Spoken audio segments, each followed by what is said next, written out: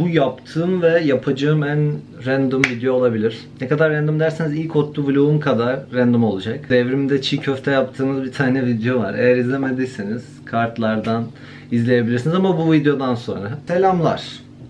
Nasılsınız? Ben biraz kötü bir durumdayım. Size biraz backstory vereyim. Salgın başladı. 2 haftalık tatil ilan edildi. Ben okul açılır diye eve gitmedim. Okul açılmadı. Sokağa çıkma yasağı geldi. Yurdumda 2 ay boyunca bir başıma vakit geçirdim. YouTube'da hiç olmadığım kadar aktiftim. Derslere çalışmaya çalıştım. Olmadı. İyi bir ortalama hayallerimi rafa kaldırdım. Şimdi sokağa çıkma yasağı kalktı ve annem de beni İstanbul'a dönmeye zorluyor. Sonuç olarak benim artık gerçekten toplanmam lazım. Her şeyi erteleme moduna girdim gene. O yüzden dedim beni yavaşlatacak başka bir şeye daha ihtiyacım var. Hence this video. Saçımı kestirdim. Evet, çok memnunum. Artık vakti gelmişti zaten. Yataktan kalktığım gibi dışarı çıkabilmek güzel bir şey. Kısa saçın kölesiyiz. Son birkaç haftadır arkadaşlarımı falan görüyorum. Bayağı iyi oluyor. Yani mükemmel bir şey. Hayat bu şekilde devam ediyorsa ben sonsuza kadar Ottu'da kalırım. Eşyalarımın bir kısmını dolapta kilitleyip gidiyorum. Normalde böyle bir şey yok ama bu insanları 2 haftalığına gönderirken şey dediler. Hani eşyalarınıza dokunmayacağız falan filan dediler bu sefer. Ben de dedim sadece ihtiyacım olan şeyleri alayım, geri kalanları kilitleyeyim. Önümüzdeki güz döneminin online olması fikri gerçekten tüylerimi ürpertiyor ama bu gidişle 2., 3., 4. ve 5. dalgayla beraber sonsuza kadar buna mahkum kalacakmışız gibi. Tam bir kabus. Şimdi uzaktan eğitimle ilgili sıkıntılarımı ben birkaç defa dile getirdim. O yüzden tekrar söylememe gerek olduğunu düşünmüyorum. Şunu söyleyeyim, ODTÜ yazmayın. Sakın gelmeyin. 25'inde 3. fizik sınavım var. 1'inde ve 10'unda Temmuz'un kalkülüs sınavlarım olacak. Temmuz'un 3'ünde de benim büyük ihtimalle okul uzatmama sebep olacak dersin finali var. Lineer. Hayır, Allahsızlar yani. Okulda girdiğimiz midterm'ün yüzdeliğini %50'ye çektiler. Normalde %25'ti. El insaf. Sonuç olarak benim Temmuz'un ortasına kadar sınavlarım var. Bu nasıl yaz, bu nasıl aşk, bu nasıl bir heyecan. Eğer bilmiyorsanız yeni Cornetto şarkısında bir tepki videosu çekeyim istemiştim ama buna izin vermediler. Hatta Twitter'da da muhabbetini yapmıştım. Eğer takip etmiyorsanız sosyal medya linklerim açıklama kısmında. İşte böyle toplanıyorum yavaştan. Neyi yanıma alsam, neyi çöpe atsam. Keşke kendime atsam camdan. Siz de bana gelmişsiniz. Daha sık video koy. Canlarım, bir tanelerim. Böyle bir dünya yok. Aşk 101 sonunda bitti. Umarım uzun bir süre yeni sezonu gelmez. Bölümden bir arkadaşımın bana bıraktığı kaktüsü büyük ihtimalle yanıma alacağım. Aslında buradaki bir arkadaşıma bırakacaktım, hani devredecektim ama insanlarla sadece kaktüs vermek için buluşmak istemedim. No offense. Yolda giderken korona kapma ihtimali beni birazcık tedirgin ediyor. Hani yüzdük kuyruğuna geldik. Sonra trende kapıyormuşum. O yüzden maske aldım ve evet trenle gideceğim. Geçen gün sonunda bilet bulabildim ama trenin de sıkıntısı hani çok fazla yük taşıyamıyor, almıyorlar falan, ona göre ayarlıyoruz. Geçen ablamla konuştum. Şey diyor işte hani neleri almalıyım, neleri almamalıyım falan gibisinden. Bana birkaç tane kategori önerdi. Bu kategorilerde yaz boyunca ihtiyacım olacaklar. 1. dönem ihtiyacım olacaklar. 1. dönem ihtiyacım olacaklar 2'ye ayrılıyor. Olmazsa olur, olmazsa olmaz, olmazsa olur. Bir de sonsuza kadar orada kalacaklar var. Şimdi buna uygun olarak mesela ben takım elbisemi burada bırakacağım. Bunun altına giydiğim ayakkabıları da burada bırakacağım. Anladınız siz. İlk defa yanıma kitap alıyorum. Bayağı da kalın ha. Yani sömestrde gittiğimde götürmemiştim. Çünkü ara tatil. Şimdi daha bir ay sınavım olacak. Belki sonrasında yaz okulu. Gerçekten bu kadar sızlanma yeter. Siz bir montaj izleyin. Arada bir kalbini yokluyorum. Cennetten çiçek mi topluyorum? Herkesi sen gibi kokluyorum.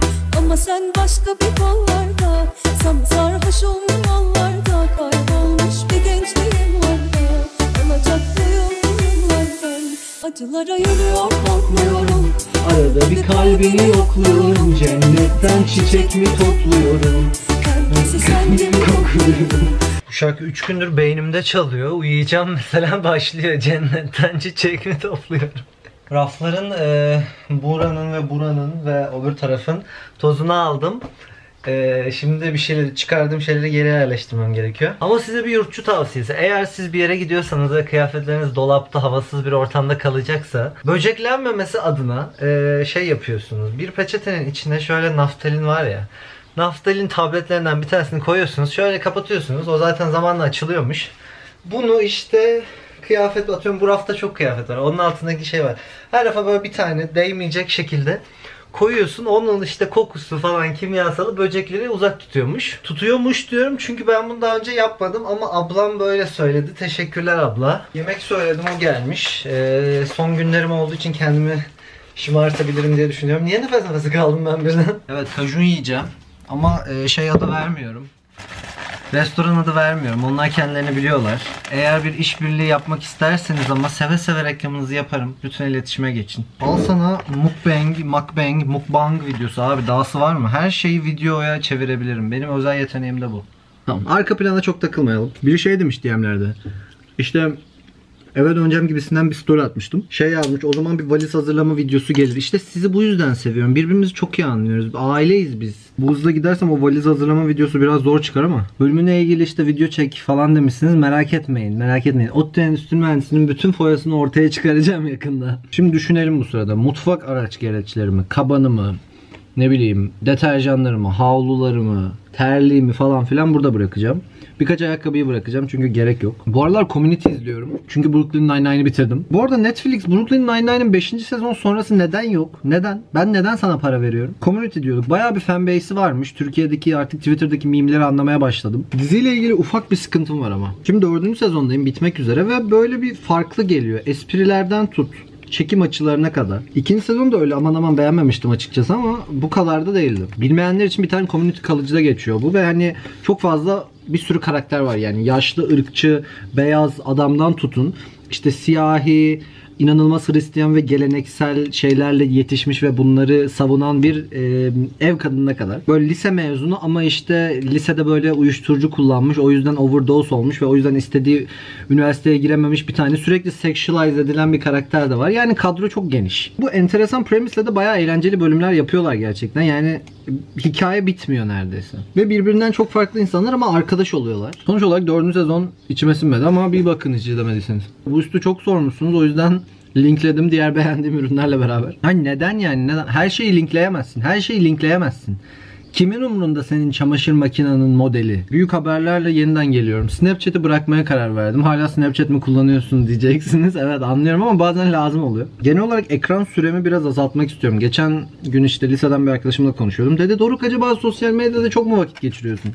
Tabii ki çok vakit geçiriyorum. YouTuber'lık zor meziyet. Her şeyi planlamam lazım. Ne videosu çekeceğim, ne zaman çekeceğim, ne zaman yayınlayacağım. Bir de bunun analitikleri var ki şahsen ben yeni keşfettim. Daha doğrusu yeni keşfetmedim de bu kadar önemli olduğunu bilmiyordum. Instagram'dan kaç kişi linke tıklamış, saat kaçta izliyorsunuz videoyu, aboneler mi daha çok izliyor, kadınlar mı erkekler mi daha çok izliyor, ne bileyim bir sürü kriter var. Ne tarz videolarım daha çok yorum alıyor, insanların ana sayfasında öneriliyor mu bu video. Ama bunlar dışında da kendimi uzun saatler boyunca Twitter'da kaybolmuş buluyorum. Karantina o anlamda gerçekten iyi olmadı. Çünkü eskiden vakit bulamıyordum yani hani sosyal medyada o kadar gezinmeye. Ya dışarıda oluyordum ya zaten arkadaşlarımla oluyordum. Bir şey paylaşmak istediğim arkadaşlarım. Yani onlarla iletişim kurabilmek için online olmama gerek yoktu. Hayatın en alakasız anlarını bile videolar aracılığıyla internette paylaşan biri olarak. Gerçi bir dakika, onun hakkında da bir şey söyleyeceğim. Thank you. Hani ben okey, üzgünken, moralim bozukken de falan da video çekiyorum ama onları editliyorum, tamam mı? Yani hani ne bileyim şaka maka ekliyorum, bir şeyler koyuyorum, anladınız mı? DM'den yazıyor mesela, seni tanıyor gibiyim, sanki çok uzun süredir arkadaşmış gibiyiz, çok iyi anlaşacağımıza eminim falan. Siz benim hayatımın highly stylized bir versiyonu görüyorsunuz aslında. Yani yine olmadığım biri gibi davranmıyorum falan ama yine editliyorum, kesiyorum, biçiyorum. Hani ne paylaşacağımı ben seçiyorum. Reality show gibi değil yani, 24 saat üzerimde kamera yok. Arkama da camı açmışım gerçekten, bravo bana. Ne diyordum? Neyse yani gerçekten iyi de anlaşabiliriz yani. İçeriklerim hoşunuza gidiyorsa belli ki benzer bir espri anlayışımız var. Seneler geçtikçe hani bu kamera karşısında tabii daha rahat olmaya başladım. O yüzden hani samimi geliyorum demek ki. Bu da güzel bir şey yani. İstediğim şey de bu. Ama gidip en derin acılarımı, en derin sıkıntılarımı da paylaşmam yani. Çünkü hani bu eğlenceli bir içerik değil yani, niye izlesiniz ki? Yani bu da tuhaf bir video oldu aslında. Şimdi birkaç günümü paylaşacağım bilmem ne ve hala izliyorsunuz. So... Yollarda kaybolmuş bir gençliğim vardı. Alacaklıyım yıllardan. Acılara yürüyor korkmuyorum. Arada bir kalbini yokluyorum. Cennetten çiçek mi topluyorum? Herkesi sen gibi kokluyorum. Ama sen başka bir kollarda. Sana sarhoşum yollarda. Kaybolmuş bir gençliğim vardı. İnanılmaz bir şarkısın sen, bayılıyorum sana. Şimdi arkadaşlar buralar bitti. Büyük bir çoğunlukla dolabı boşalttım. Bunları da mutfağa bırakacağım insanlar alsın diye. Burası bitti. Öbür Tarafı göstermiyorum. Orada zaten alacağım şeyler var çünkü. Paketlemem gereken. Biraz daha ilerlediğimiz zaman şu tarafta annemin bana koyduğu kavanozları görüyorsunuz. Bunları nasıl götüreceğim gerçekten bilmiyorum. Yani sonuç olarak kıyafetler kaldı. Şey oluyor ya, böyle toplanırken falan eskilerden bir şey buluyorsunuz. Sonra onunla böyle bir saat kaybediyorsunuz. Mesela doğum günü hediyelerimi buldum şurada. Bir de şey gibi hissediyorum. Sanki gittiğim yerde hiçbir şey yok. Sanki otel odasına gidiyorum. Yani tıraş köpüğünü ne yapacaksın? Doruk, evde tıraş köpüğü var. Bana karttaki alan yetersiz dedi, pardon. Neden 3 tane siyah, kırmızı kareli gömleğim olduğunu çok merak ediyorum. Üçüncüyü şu an bulamadım ama. Bütün hayatımı aynı tişörtler ve aynı kapşonlularla geçirdiğimi düşünecek olursak akıl almaz bir durum. Oda arkadaşlarım odayı ne hale getirdiğimi bir bilseler. Ah. Gerçi izliyor da olabilirler. Emin değilim ondan. Nevertheless üzgünüm dostlar. Sonunda gidiyorum işte. İstanbul'da şimdi Kadıköy, ne bileyim, deniz kenarı, Boğaz falan soğuktur aslında. Süveter falan mı alsam? Doruk, sanki gezebileceksin, sanki tatil yapabileceksin, bir de konuşuyorsun. Yeme bizi ya. Kendimi şey gibi hissediyorum. Hani filmlerde böyle karakterler sesli söyler ya düşündükleri şeyleri. İzleyici anlayabilsin diye. Kat görevlisiyle kanka oldum. Zaten 2 kişi falanız katta. Dedi artık dönüyor musun? Dedim evet yarın dönüyorum. Şimdi ayakkabılar çok yer kaplıyor, o sıkıntı işte. Siz ne yapıyorsunuz ya? Aile evi falan. Ne bileyim, bir optimizasyon sıkıntısı çekecek miyim? Kendimi buna hazırlamalı mıyım? Aslında gönlümden geçen bütün bu sınavları falan halledip o şekilde dönmekti ama öyle olursa gerçekten Eylül'e kadar burada olacağım. Yabancı öğrencileri bu arada literally Eylül'e kadar burada tutuyorlarmış. Yani uçuşlar falan iptal olmuş zaten. Eve dönemiyormuş insanlar. Bir tane yurda tıkacaklarmış hepsini. Vallahi üzüldüm. Arada bir kalbini yokluyorum. Abi Google'a yazdığım şeyler gerçekten, geçmişimi görseniz var ya. Bak, diş macunu bozulur mu? Pekmez bozulur mu? Her şeyi burada bıraktığım için. Tam hava güzelleşmeye başladı. Tam arkadaşlarım Ankara'ya gelmeye başladı. Ben gidiyorum gerçekten ya. Sabah dolu yağdı bu arada, yani yalan söylemeyeyim. Babama babalar günü için dünyanın en klişe şeyini aldım. İşte best dad ever, best father ever falan kupaları var ya, onların üzerine ad yazıyorlarmış öyle. Hediye falan sevmiyor ama yani komik, hani kahvesini içerken güler diye düşünüyorum en azından. Konuşurken asla iş yapamıyorum bu arada, asla iş yapamıyorum. Kendimi yavaşlatma planım işe yaradı. Bir arkadaşım işte beni trene bırakmayı teklif etti yarın için ama tabii ki reddettim. Çünkü asla yardım kabul etmemeliyim. Gara nasıl ulaşacağımı da bilmiyorum bu arada. Yani bakalım, metrolarda çürüyecek miyim yoksa paraya kıyıp taksiye mi bineceğim? Bizi izlemeye devam edin. Ya gerçekten bu valiz fermuarlarına gereken krediyi vermiyoruz. Nasıl kopmuyorlar, nasıl bir mimari, nasıl bir mühendislik harikası olabilirsin. Ah. Yes. Günaydınlar. Odamdaki her şeyi hızlıca tüketmeye çalışıyorum. Birazdan yurt çıkışımı vereceğim. Biraz kabarık oldu eşyalarım ama yapacak bir şey yok. Olabildiğince az şeyle gidiyorum. Bak, bir valizle gidiyorum. Şurada. Bir saniye. Bir tane valizle gidiyorum, az önce gördüğünüz. Bir de bilgisayar çantamı alacağım. Artık benim bir yazı geçirmeme yardımcı olurlar diye umut ediyorum. Bu valiz de Allah kahretsin. Kendime yolculuk playlisti yapıyorum. Bir yandan da Netflix'ten bir şeyler indiriyorum ki çok sıkılırsam keyifli vakit geçireyim. Size güzel bir haber vereyim. Fiziğin lablarıyla alakalı bir tane mail geldi dün. Deadline 10 gün sonra gelmiş ve 3 tane deney yapacakmışız. İyi haber bu kadar. Çünkü ben bir 5-6 deney yaparız herhalde diye düşünüyordum.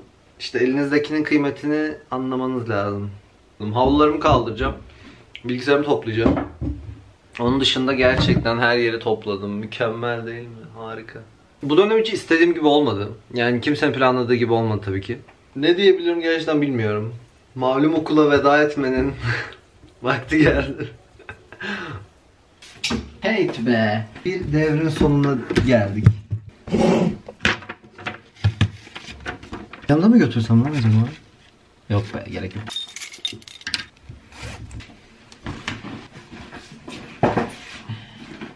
Size şey yapayım mı, bir de kameranın önünden yürüyüp gideyim mi, bir saniye. Ama kapının da gözükmesi lazım. Ya da gözükmemesi lazım, yapacak bir şey yok. Hoşçakalın, gidiyorum ben.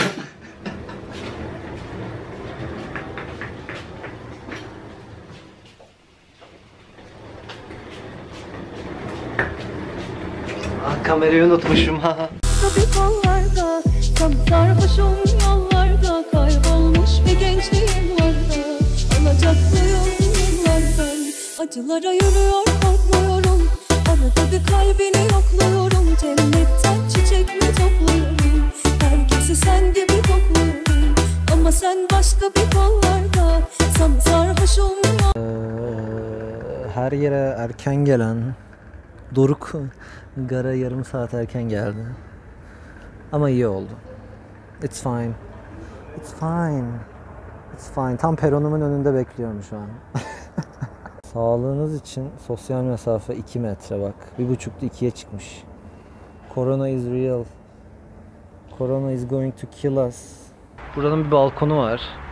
İnsanlardan da kaçtım yani. İçeriden en azından birkaç insan var diyor. Onlardan da kaçıyorum.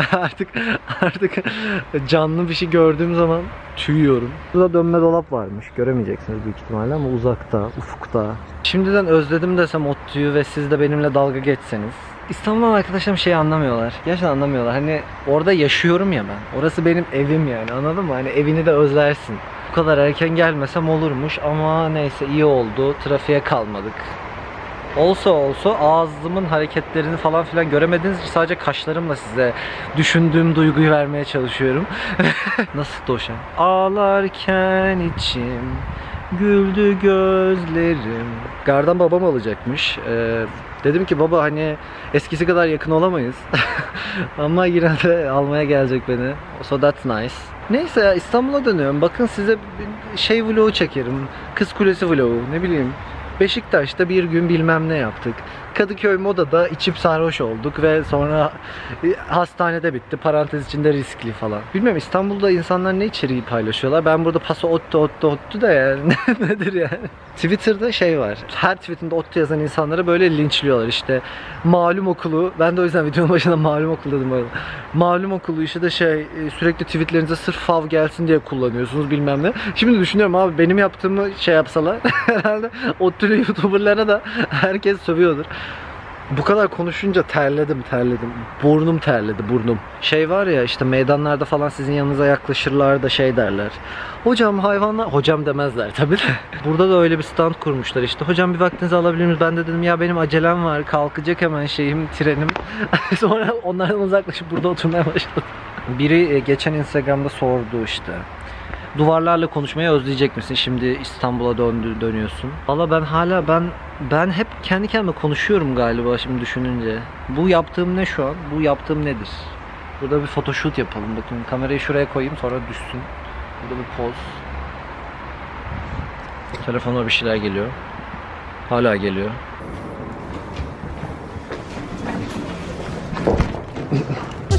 Yollarda kaybolmuş bir gençliğim vardı.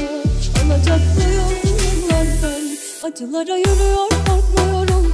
Arada bir kalbini yokluyorum, cennetten çiçek mi topluyorum. Herkesi sen gibi kokluyorum, ama sen başka bir kollarda. Sana sarhoşum yollarda, kaybolmuş bir gençliğim vardı. Alacaklıyım yıllardan, acılara yürüyor korkmuyorum. Arada bir kalbini yokluyorum. Trenden ayrılırken eşyalarınızı kontrol ediniz. Eşyalarınızı trende unutmayınız. Alacaklıyım yıllardan, acılara yürüyor korkmuyorum. Şimdi maske takmıyorum diye beni linç edeceksiniz. Şey söyleyeceğim, TCDD'nin trenlerinde dezenfektan var işte kapının yanında. Orada böyle sıkıyorsun, temizleniyorsun falan filan. O kadar yoğun bir alkollü ki her tarafım hala kokuyor bak hala. Buradan alamıyorum da. Vallahi sarhoş oldum arkadaşlar. TCD'de devletimizin bir şeyi ayağı beni sarhoş etti. Evet şimdi saçmalamaya başladım. Canım babam. Normalde de hiç almaz herhalde kameralara şov yapacak. Ben kendim gidiyorum yani. Neyse. Arkadaşlar geldim. Geldim. Yemek yedik.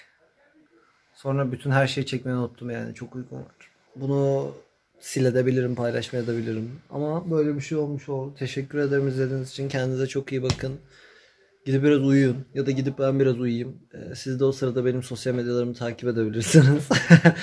Birileri dışarıda bağırıyor. Evet. Bye.